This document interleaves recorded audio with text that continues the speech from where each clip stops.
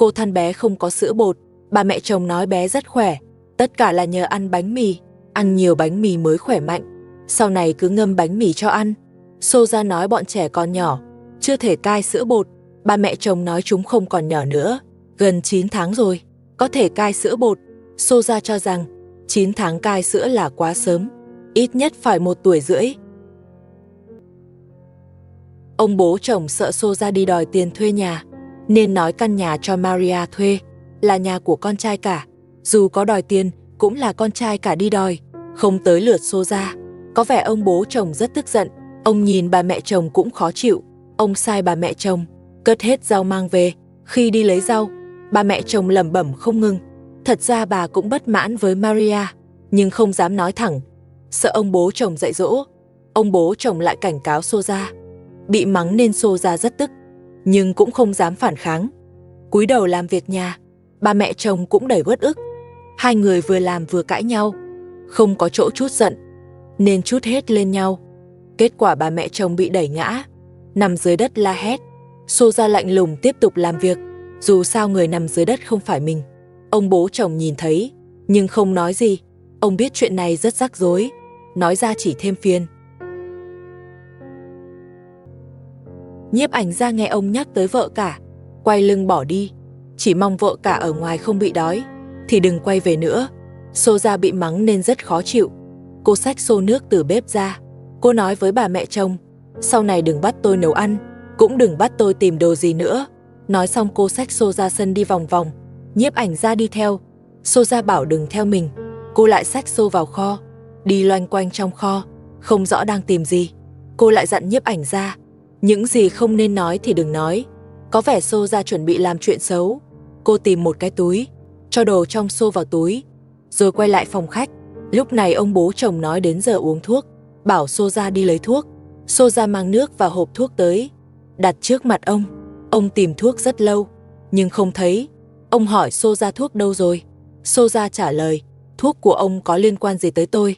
Không tìm thấy thì thôi, không uống cũng không sao. Nói xong cô bỏ đi. Soja bắt đầu trả thù ông bố chồng.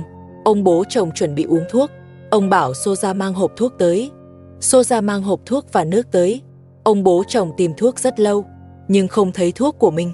Ông hỏi Soja thuốc đâu rồi. Soja nói mình không biết, rồi bỏ đi luôn. Ông bố chồng vô cùng tức giận. Ông hất thuốc trong hộp ra ngoài. Ông nói sao thuốc khác còn đủ, còn thuốc của mình lại mất. Ông bắt Soja tìm ngay. Soja lại lấy thêm hộp thuốc từ tủ lạnh. Vẫn không thấy thuốc của ông. Bà mẹ chồng hỏi Soja, có phải cô giấu thuốc của ông không? Soja nói là không, cô không làm chuyện đó. Chắc ông đã uống hết rồi, tuổi cao nên quên thôi. Nói xong cô bế con đi. Ông bố chồng bảo bà mẹ chồng đi tìm, xem có phải Soja giấu thuốc không.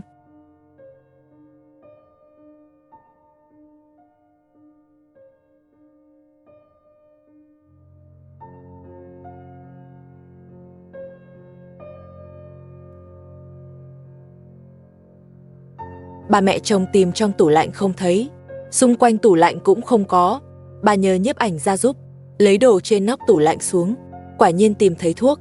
Bà mẹ chồng đưa thuốc cho ông. Ông nhìn rồi ném đi. Ông nói với bà, thuốc này không phải của tôi, thuốc của tôi không như vậy. Bà mẹ chồng nói đã tìm khắp bếp, không thấy thuốc của ông. Lúc này Soja từ ngoài bước vào. Ông bố chồng không thèm để ý. Ông ôm ngực nói với bà, bắt tìm thuốc ngay. Ông chịu không nổi nữa, người rất khó chịu. Bà mẹ chồng vẫn không tìm thấy, lại quay sang hỏi Soja, cô đã giấu thuốc ở đâu? Soja nói chưa từng thấy thuốc. Nghi ngờ thì cứ tự đi tìm. Bà mẹ chồng cuống lên. Bà bảo Soja thương ông đi. Ông không chịu nổi nữa. Soja vẫn nói không biết. Ông bố chồng nằm dưới đất thở dốc. Bà mẹ chồng lo cho sức khỏe ông, lại tiếp tục tìm. Cuối cùng cũng tìm thấy. Thuốc của ông bị vứt trong thùng rác. Ông bố chồng lên cơn, thuốc vẫn chưa được tìm thấy. Dưới sự thúc giục của nhiếp ảnh gia, bà mẹ chồng lại đi tìm. Cuối cùng, bà tìm thấy thuốc trong thùng rác. Không kịp nghĩ nhiều, vội cho ông uống thuốc. Ông uống thuốc xong, tình trạng khá hơn chút. Bà mẹ chồng mới hỏi Soja, hỏi cô, có phải cô vứt thuốc vào thùng rác không? Soja nói mình không làm vậy. Bà mẹ chồng nói thuốc luôn do cô giữ. Sao tự nhiên lại mất, lại xuất hiện trong thùng rác? Soja nói, Thuốc ở thùng rác liên quan gì tới tôi? Nhiếp ảnh gia nói với bà. Anh thấy Soja vứt thuốc đi. Soja bảo nhiếp ảnh gia im đi. Xem ra đúng là do Soja làm. Cô ta thật quá độc ác, cũng không sợ xảy ra chuyện.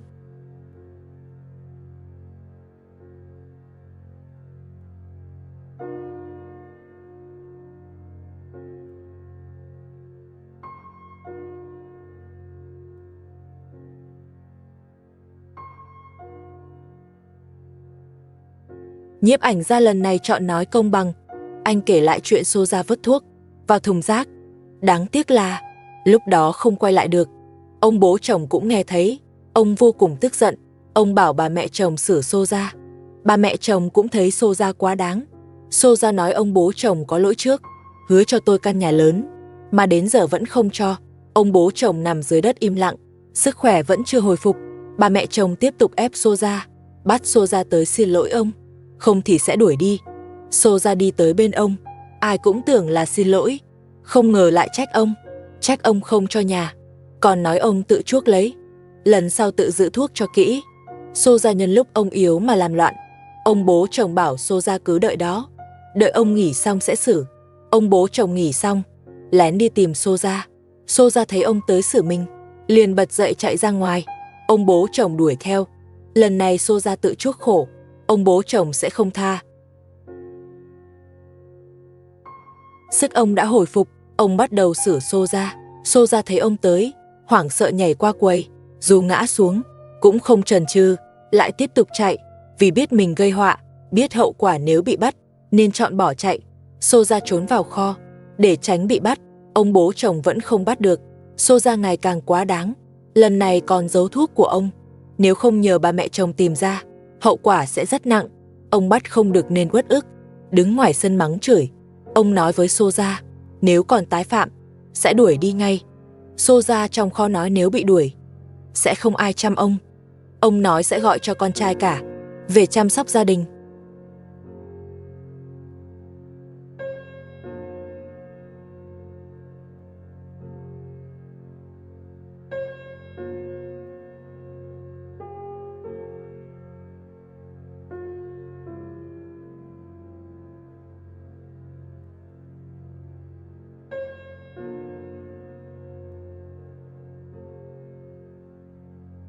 Chỉ cần con trai cả về, Soja sẽ bị đuổi ngay. Cô ở lại chỉ thừa thãi, để cô nếm mùi lang thang. Ông mắng tới khản giọng. Soja vẫn trốn trong kho, không dám ra cũng không dám nói. Ông không xả được giận, lại cầm dép ném cửa kho. Ông còn nói với Soja, tôi xem cô trốn được bao lâu, tôi không tin cô không ra. Mắng mệt rồi ông vào nhà nghỉ. Vừa rời đi, Soja liền gọi nhiếp ảnh gia, hỏi ông đã đi chưa. Nhiếp ảnh gia nói ông đi rồi, bảo Soja ra ngoài. Soja vẫn nghi ngờ, xác nhận nhiều lần, Soja mới dám ra. Ra là quay sang gây chuyện, nói nhiếp ảnh gia hại mình. Sao lại nói chuyện giấu thuốc? Lúc này bà mẹ chồng xuất hiện. Bà trách nhiếp ảnh gia, vì sao không quay lại, làm bằng chứng. Bây giờ hai người đối đầu gay gắt. Bà mẹ chồng muốn đưa Soja vào tù, Soja muốn đuổi bà đi. Hai bên không ai chịu ai. Khi không ai trị được cô, Soja càng lấn tới, thái độ ngày càng ngông cuồng, khiến mọi người sợ hãi. Cả nhà bắt đầu bất lực, không ai dám lên tiếng. Soja coi mình là chủ, không xem ai ra gì. Mọi chuyện ngày càng căng, kết cục khó lường, cuộc sống đảo lộn, gia đình rối ren, không còn yên ổn. Mâu thuẫn bùng phát, khó có thể hàn gắn. Soja không chịu lùi, càng ngày càng dữ. Mọi người chỉ biết chịu đựng. Bão tố sắp ập tới, kết cục còn phía trước, chưa ai đoán được. Câu chuyện vẫn tiếp diễn. Soja ngày càng khó kiểm soát, mọi thứ vượt tầm. Gia đình rơi vào bế tắc, không còn lối thoát, chỉ còn chờ biến cố. Sự việc chưa dừng lại, cao trào vẫn phía trước. Câu chuyện còn tiếp. Bà mẹ chồng bị Soja vặn mạnh tay, đau quá nên ngồi bệt xuống đất. Soja ôm bé trai mừng rỡ. Cô nói căn nhà này đã là của mình, không ai đuổi được cô nữa. Bà mẹ chồng nói, ông bố chồng đã gọi con trai cả sắp về rồi. Ông bố chồng nói, không bao giờ cho Soja căn nhà, bảo cô đừng mừng quá sớm. Soja nói cô cần căn nhà này, nếu cho cô nhà thì cô sẽ chăm sóc, nếu đuổi cô đi thì cứ chờ chết đói đi. Cô còn nói với ông bố chồng, đừng mong vợ cả quay về, vì vợ cả cũng hận ông rồi. Do chính ông cùng mọi người đuổi cô ấy đi. Ông bố chồng nói mình không đuổi vợ cả. Soja nói lúc đó ông cũng có mặt, mà không hề ngăn cản. Trong mắt vợ cả thì mọi người là một phe, chỉ khác là ông không ra tay thôi. Soja tính toán rất kỹ. Cô còn nói mình sinh song sinh, nhà cho cô cũng là cho cháu. Ông bố chồng tức đến lắc đầu, muốn đứng lên mà không nổi. Bà mẹ chồng tiếp tục ép Soja, bắt cô múc nước rửa chân cho ông, nói đợi ông khỏi sẽ cho nhà. Soja từ chối thẳng. Cô nói sẽ không rửa chân cho ông, dù ông có bị thương, cũng không cho nhà. Cô vẫn không đi đâu. Thời gian lâu nhà tự khắc là của cô. Bà mẹ chồng bất lực, đành tự đi lấy nước để rửa chân cho ông. Ông bố chồng giục nhanh lên, vì con trai cả sắp về. Rửa xong sẽ nhờ con đưa đi bác sĩ.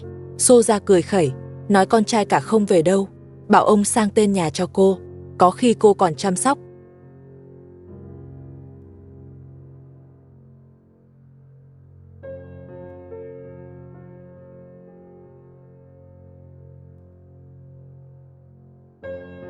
Ông bố chồng nói đã liên lạc rồi, con trai cả sẽ về chăm ông.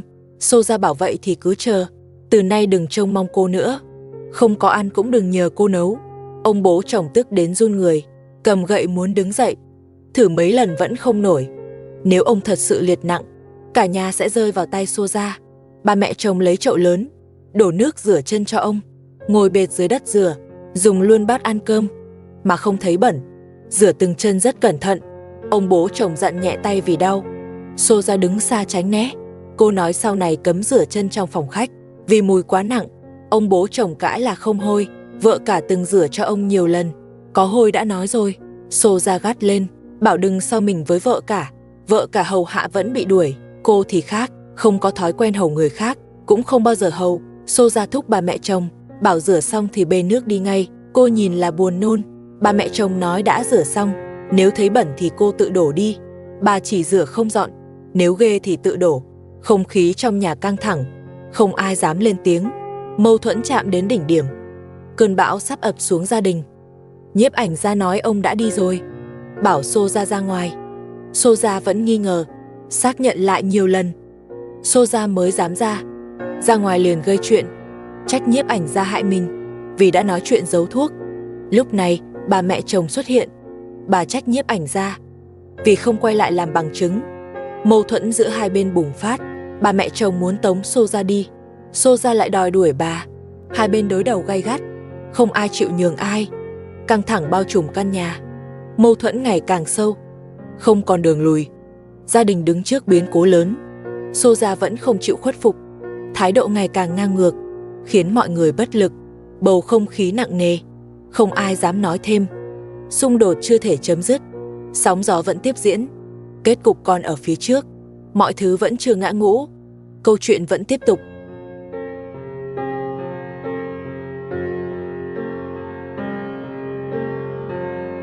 Soja thúc bà mẹ chồng đổ ngay nước rửa chân của ông bố chồng, vì mùi quá nặng. Bà mẹ chồng nói nhất quyết không đổ, nếu Soja thấy hôi thì tự đi đổ. Bà không làm. Soja cảnh cáo đừng ép cô đuổi cả nhà đi. Ông bố chồng tức muốn đánh cô, nhưng không đứng dậy nổi. Ông nói đợi ta khỏi sẽ xử cô. Bà mẹ chồng bảo Soja nhìn cho rõ, ông chỉ bị thương chứ chưa chết, đợi ông khỏe lại người chịu thiệt là cô. Bảo Soja đừng quá đáng. Ông bố chồng cầm gậy, gắng gượng muốn ngồi dậy. Soja chỉ vào ông, nói ông còn không ngồi nổi thì lấy gì xử cô. Soja bảo đừng đối đầu với cô, biết đâu cô còn cho ở nhờ. Nói xong quay đi, định vào phòng ngủ. Ông bố chồng gọi lại, nói ông chưa chết được, bắt Soja đổ nước ngay.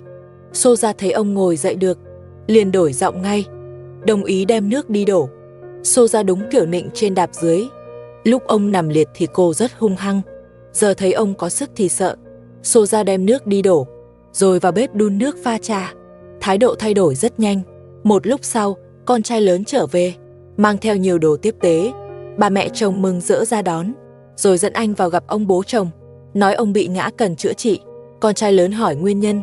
Ông bố chồng nói Soja giấu thuốc của ông, làm ông tức giận đuổi theo, rồi ngã bị thương chân. Con trai lớn kiểm tra tình hình, nói sẽ đưa ông đi chữa ngay. Ông bố chồng nói không đứng nổi. Soja bảo để con trai lớn cõng. Con trai lớn quay sang trách Soja, nói chuyện này do cô gây ra, đợi ông khỏi sẽ tính sổ. Bà mẹ chồng có chỗ dựa, bắt đầu lớn tiếng với Soja, nói nếu ông có mệnh hệ, sẽ không tha cho cô. Con trai lớn vội can ngăn, bảo lo cho ông trước. Ông bố chồng nói cần nghỉ, cảm ơn con đã về, nói con giỏi hơn Abu nhiều. Abu bỏ đi lâu không tin tức, cũng không gửi tiền sinh hoạt. Con trai lớn bảo ông nghỉ ngơi, rồi quay sang hỏi Soja, việc ông bị thương có liên quan cô không? Soja nói ông đuổi đánh cô chạy nên ông tự ngã, nói không phải lỗi của mình. Con trai lớn bảo tạm gác chuyện cũ, trước mắt chăm sóc ông. Ông bố chồng cũng đồng ý, nói sẽ không truy cứu. Soja nghe vậy mới yên tâm, rồi đi cắt dưa hấu. Bà mẹ chồng giờ có chỗ dựa, con trai lớn đã về. Bà mẹ chồng quay sang mắng Soja. Bà nói, nếu ông bố chồng có chuyện, bà sẽ không tha cho cô. Con trai lớn liền can ngăn, bảo bà đừng nóng giận, việc quan trọng nhất là vết thương, làm sao đưa ông đi bác sĩ. Ông bố chồng nói, chưa cử động được, cần nghỉ một lúc. Ông nói với con trai, con về thăm cha rất mừng, con giỏi hơn Abu nhiều. Abu đi đã 2 tháng, đến giờ vẫn bật vô âm tín, gọi điện cũng không được, tiền sinh hoạt cũng không gửi. Con trai lớn bảo, ông nghỉ ngơi đi, rồi quay sang hỏi Soja, việc ông bị thương có liên quan cô không? Soja nói, ông đuổi đánh cô chạy nên ông ngã, không phải lỗi của cô, tự ông đuổi theo, rồi tự ngã. Con trai lớn bảo, thôi bỏ qua chuyện này đi, dù ai gây chuyện trước, giờ cũng qua rồi, vì ông đang bị thương, cần người chăm sóc, bảo Soja tạm gác ân oán, chăm sóc ông trước. Ông bố chồng cũng nói, chỉ cần cô chăm ông lúc này, sau sẽ không truy cứu. Soja nghe vậy mới yên tâm, cô giao đứa bé cho con trai lớn, rồi đi vào bếp, cắt dưa hấu, chuẩn bị cho cả nhà ăn. Bà mẹ chồng vẫn còn tức, nhưng không dám nói thêm, vì có con trai lớn ở đây. Con trai lớn ngồi cạnh ông, xoa bóp chân cho ông, khuyên ông bình tĩnh, chăm lo dưỡng thương. Ông bố chồng dần dịu lại, không khí trong nhà tạm lắng. Con trai lớn quả là người hiểu chuyện, nếu Abu được như vậy, vợ cả đã không phải ra đi. Con trai lớn tiếp tục xoa bóp, rồi gọi Soja ra ngoài, bảo cô mang dưa ra, cho mọi người cùng ăn. Soja miễn cưỡng làm theo, cô biết lúc này không thể chống đối, vì thế cục đã thay đổi. Ngôi nhà này không còn do cô quyết, mà do con trai lớn nắm giữ. Soja tạm thời nhẫn nhịn, chờ cơ hội khác. Còn gia đình thì gượng gạo hòa hoãn. Mọi chuyện chưa kết thúc, chỉ mới tạm lắng. Sóng ngầm vẫn còn, chờ ngày bùng phát. Kết cục vẫn chưa rõ. Mọi ánh mắt đều dè chừng Soja. Cô tỏ ra ngoan ngoãn, nhưng trong lòng vẫn tính toán. Xem tới đây là hết rồi. Hẹn các bạn vào phần sau.